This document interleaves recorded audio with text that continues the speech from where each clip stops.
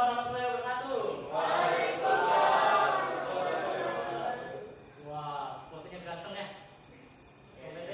Ganteng nggak? Kayak saya. Ganteng nggak? Ganteng nggak? Kayak aku. Kayak saya.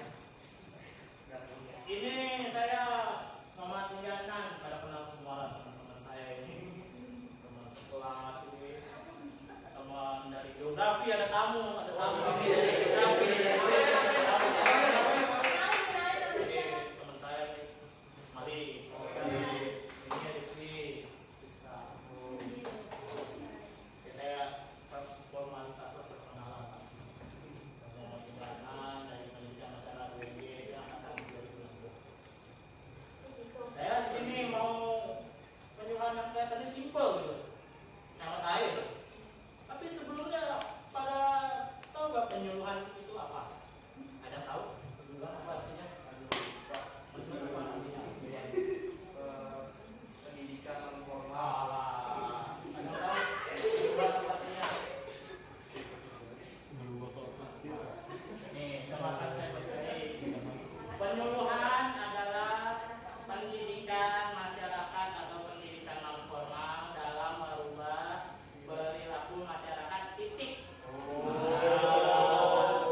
Coba ulangi. Pendidikan masyarakat. Ya, lanjutannya.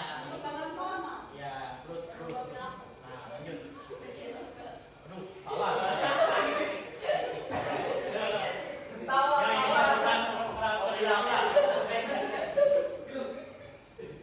Wah, ada fotonya lagi. Canggih kan? Apa yang akan dibahas di sini nih? Di penyuluhan saya. Pertama, mengapa harus hemat air? Kalau yang kedua, bagaimana cara hemat air? Kelihatannya simpel cuma dua. Tapi nanti lihat aja lah. Lanjut. Oh, ya, maksudnya. Waduh, ada lagi. Kenapa harus hemat air? Lihat di sini fotonya.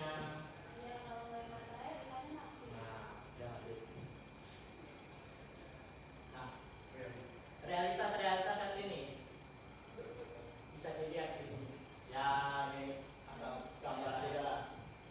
Anies, kenal Anies nggak? Kenal. Ini tuh Anak masa. lupa. Anies Tasya. Jadi gubernur DKI sekarang. Amas itu mas. Anies menjadi warga Jakarta naikkan pajak air 1000%. Waduh, gede sekali. Meningkat pajak air 1000%. Gimana itu realitas yang begini? Gimana? Menurutnya gimana? Pajak air naik. Ya, berangkat. Berapa? Gimana? Bagaimana? Bagus dong. Saya suka ini. Oh iya, benar. Tapi sebelumnya tahu nggak kenapa harus berhemat? Biar ikannya hidup. Lanjut. Kayaknya udah habis. Nah, realitas yang baru. Anies lagi. Problem air tanah bukan sekedar moratorium gedung tinggi. Jadi di sini realitas yang ada di sini ujung-ujungnya rakyat kecil yang disalahkan. Berita ini dalam rakyat kecil yang disalahkan.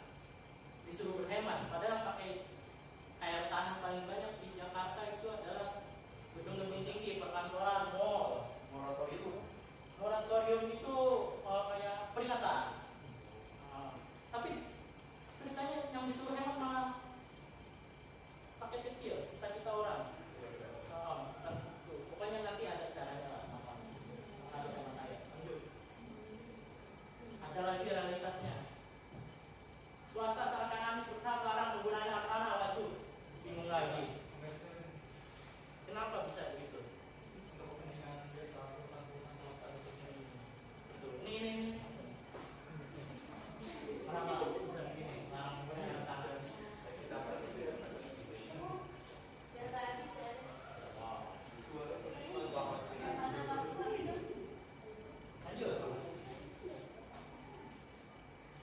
Jadi sebelum kita masuk materi ini, berdasarkan realitas yang ada di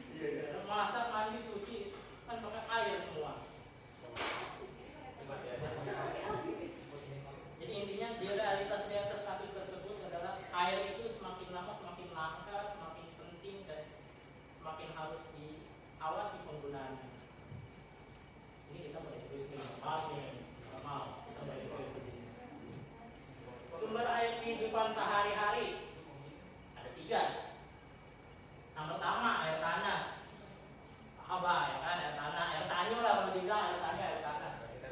Yang kedua beli air yang digambar di sini, yang air keliling. Yang ketiga pasang air swasta atau pasang pump, air ledeng lah suka dibilangnya lah. Nah saya mau nanya nih, sumber air pakai apa sumber air sehari-hari? Dari air. Berarti pasang air swasta ya? Pakai apa? Air tanah 1 ya berarti. Air tanah. Oh, yang di sini lah, 3 ini lah. Jadi di sini rata-rata air tanah kan. Tapi tahu nggak realitas yang ada air tanah di Jakarta ini, khususnya di Jakarta ya? Ya mungkin nanti di Bekasi juga hampir sama lah realitasnya dengan yang ada di Jakarta. Pada nyadar nggak sih air di Jakarta itu kadang-kadang kalau kekeringan itu susah dicarinya. Atau yang anggaplah lagi kekeringan lah. Di Bogor sumber air banyak. Air tanah di Jakarta itu mulai bahasanya apa ya? Intrusi air, intrusi. Nah ya itu teman bio tahu kan. Intrusi itu apa? Air laut itu air laut bercampur dengan air tanah jadinya asin. Jadi otomatis kalau udah kayak begitu ini nggak berlaku nih. Yang berlaku beli air atau pasang air swasta sebagai sumber air kehidupan sehari-harinya. Lanjut. Tahukah kamu? Biar pasang swasta, biar pasang dan perawatan air tanah maupun swasta mahal. Benar nggak? Per bulan bayar nggak? Bayar. Benar nggak? Per bulan bayar nggak? Kalau pakai air pump tadi gimana? Kan bayar. Terus kalau mau pakai air tanah, waktu bikinnya kan membuatnya juga pakai duit. Jadi mahal. Tapi kan segaganya wah. Penggunaan air tanah berupa kontur tanah makin menurun. Bener kan teman-teman Geo ya. Tanah di Jakarta makin turun karena pemakaian air tanah semakin banyak. Tergantung pada tukang air. Kalau misalkan air tanah itu tercemar, konsumtif itu. Konsumtif di air. Maksud itu bisa buat yang lain dapat di air. Perubahan itu membuat kebagian sumber air sulit diprediksi. Air tanah intinya dari mana air hujan tadi itu kan. Lanjut. Realitas yang ada ini kita ambil di Jepang. Pos biaya untuk air itu 2.600 yen. Kalau dirupiahkan sekitar 260 ribuan lah. Jepang ini. 260 ribu buat air keberatan ya setiap bulan. Ibu-ibu gimana? 260 ribu buat air. Dong, keberatan nggak?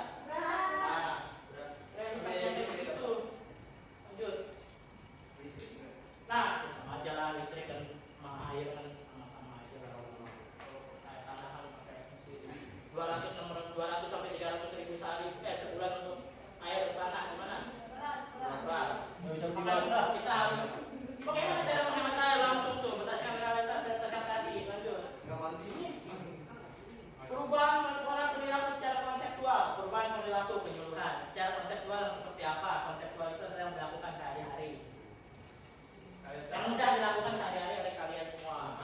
Nah, saya di sini bikin segitiga berkesinambungan antara pemakaian air sehari terbesar adalah di yang pertama mencuci pastinya.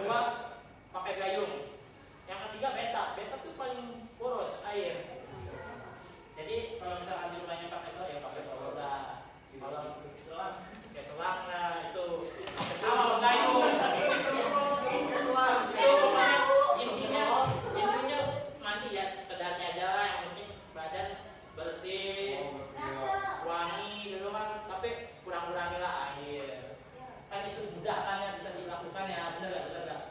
Nah, lanjut. Buang air nih. Sehari buang, maaf nih.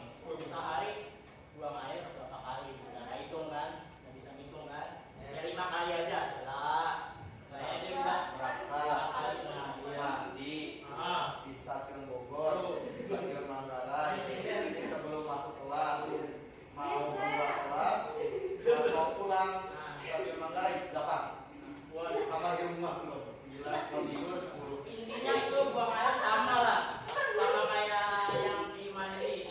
Emang sama kayak yang penting kesiram, yang penting udah mohon maaf nih, udah dibersihkan, ya kan? Apa sih Pak? Najisnya. Habisnya. Cerdas kamu. Cerdas ya. Dan yang penting kalau yang toilet pakai toilet duduk tuh, biasa duduk, kan ada kelasnya tuh. Itu sekali makan itu banyak loh akhirnya buang. Jadi yang penting kalau udah kesiram aja mah, yang penting jangan suka dimain-mainin lah itu. Saya mohon maaf nih ada cerita nih. Kita lihat. Tapi kan itu di tempat-tempat tertentu. Oh, di rumah-rumah kan enggak belum. Pokoknya diperhatikan penggunaan gelasnya dan seperti amalnya. Lanjut. Mencuci, nah ini. Mencuci ada berapa aja banyak kan? Cuci baju, cuci kendaraan, cuci piring, cuci otak, cuci diri sendiri sama aja. Nah, itulah. Di sini saya sengaja. Biasanya kan airnya itu mohon maaf ya. Kita suka lupa gitu matiin keran atau gimana. Nah, itu dari hal kecil gitu itu korban perilaku, maka dari itu harus diperhatikan ininya apa penggunaan keran, kan volume air. Biasanya kan kita suka sambil cuci, wah kan nyala, air jatuh itu kan bos. Dari itulah pola perilaku itu diubah lah dikit-dikit. Nah, itu juga, pokoknya sedang mencuci kayak gitulah. Pokoknya perhatikan jumlah air yang dipakai jangan sampai ada yang terbuang percuma. Tapi nggak bersih Pak. Hah? Nggak bersih kalau airnya sedikit. Bukan masalah airnya sedikit. Perhatikan penggunaan air kan biasanya suka ada netes-netes atau gimana. Saya pernah baca artikel itu setetes demi setetes air kalau dikumpulkan bisa berapa galon gitu kalau sambil mencuci gitu. Kalau ada tetesan air selama berapa jam. Lanjut. Jadi ingat nih, perubahan pola perilaku konseptual yang kita lakukan adalah dimulai dari hal yang kecil. Perubahan